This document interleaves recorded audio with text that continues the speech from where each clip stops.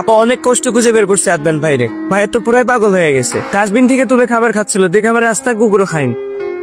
আপনার একটু ওইদিকে যান, আমি একটু ওর সাথে কথা বলার চেষ্টা করি। কি হয়েছে তোমার? হ্যাঁ, হঠাৎ করে কেন এমন করতেছো? আমি আসি না জীবন তোমার সাথে, পাগলের মতো করতেছো কেন? নিজের দিকে তাকাই দেখছো কি অবস্থা করছো?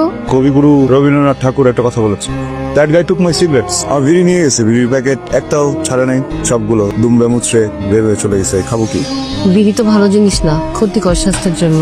তুমি জানো আমি তোমাকে কত ভালোবাসি। আমাকে বেঁধে রাখছে, অস্থির লাগতেছে, ক্ষুধা লাগছে, অস্থির লাগতেছে। একটা সপ্তাহ ধরে তোমাকে খুঁজতেছি, কোথায় পালা যাও বারবার? ব্রাদার, মনের ভিতরে হিংসা তোমার, ওকে দাও। হ্যালো, একটু সাহস হয়েছে নাকি? জানি না, আমি তো ভাবলাম একটু একটু বেড়েছে, তা না হলে এখানে ডাকলে।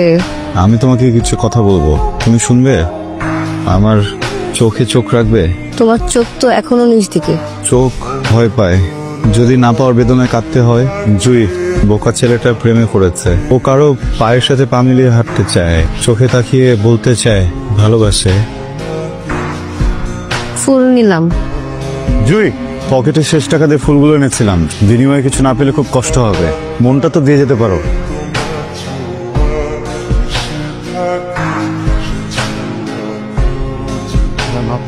তাই আদনান, এটা এখানে কেন? পায়ে দাও। আমরা আগে কত ঘুরে বেড়াতাম, মনে আছে তোমার? এখানে আচ্ছা শোনো না, ওই যে তোমার জামাই আছে না, অনেক রাগী। শোন মা, শুধু শুধু মন খারাপ করে কোনো লাভ নেই। ও যখন পালিয়েছে ওকে খুঁজে বের করা যাবে, কিন্তু আমি চাই না যে তুই ওকে খুঁজে বের কর। বাবা, আদনান কি আর সুস্থ হবে না? ডাক্তার তো তাই বলেছে, ও সুস্থ হবে না। তোমার বউকে আমি অনেক ভালোবেসেছি, আমি সাথে হাঙ্গা বসতে চাই। তুমি তোমার বউকে আমাকে দিয়ে যাও, মেরে আমাকে কোলে যাও।